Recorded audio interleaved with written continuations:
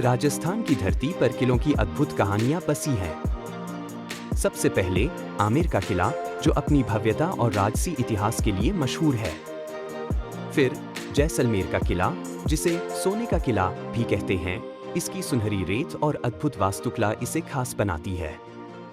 तीसरा चित्तौड़गढ़ का किला, जो वीरता और बलिदान की गाथाएं सुनाता है।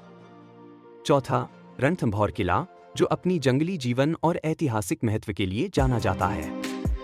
अंत में गागरोन किला, जो पानी के चारों ओर बसा है और अपनी अनोखी संरचना के लिए प्रसिद्ध है। ये किले सिर्फ पत्थरों की दीवारें नहीं, बल्कि राजस्थान की समृद्ध संस्कृति और इतिहास के प्रतीक हैं।